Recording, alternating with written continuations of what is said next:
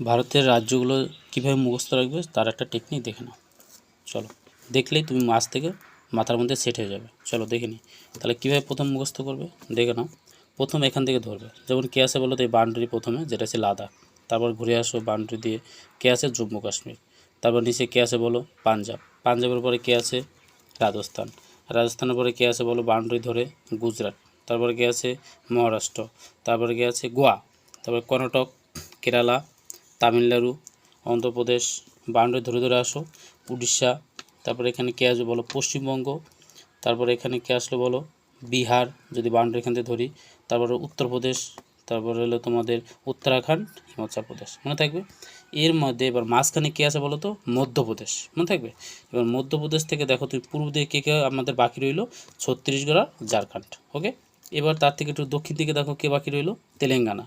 এবার তার থেকে একটু উত্তর দিকে দেখার চেষ্টা করে কে বাকি রইলো দেখো নিউ দিল্লি আর আছে হরিয়ানা। তাহলে এভাবে মুখস্থ করে বাউন্ডারি ধরে ধরে এবার মাঝখানে যে আছে তাকে ধরার চেষ্টা করবে। ওকে, হয়ে গেল। এরপর যেটা করবে সেভেন সিস্টার যেগুলো এদিকে আছে সেগুলোকে আমি মুখস্থ করার চেষ্টা করি। তাহলে দেখবে আমরা এবার এদিকে যদি যাওয়া শুরু করি দেখবে এখানে প্রথমেই যেটা দেখতে পাবো সেটা হচ্ছে সিকিম।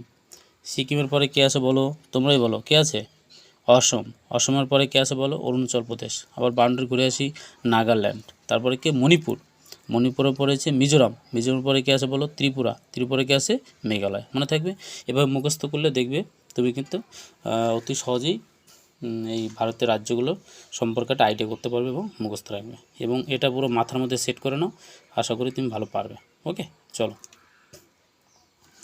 এরপরে তুমি কি দেখবে, যেমন আমাদের দেখবে কী আছে ভারতের আশেপাশে সাগর আছে এবং মহাসাগর আছে, সেগুলো একটু দেখে নিই।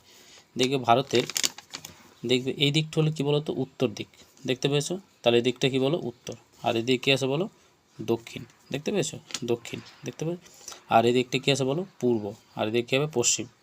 এবার দেখবে ঠিক ভারতের পশ্চিম দিকটা যে আরব সাগরটা রয়েছে সেটা হচ্ছে কি আরব সাগর, দেখতে পেয়েছো, তাহলে এটা কী সাগর আরব সাগর।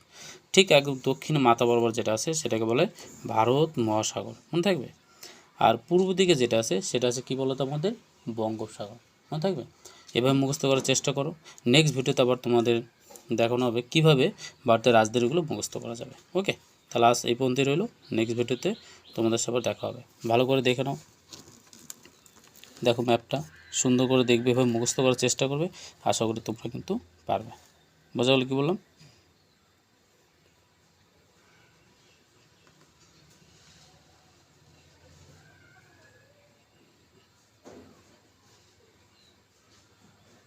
গুড, সাব্বাস।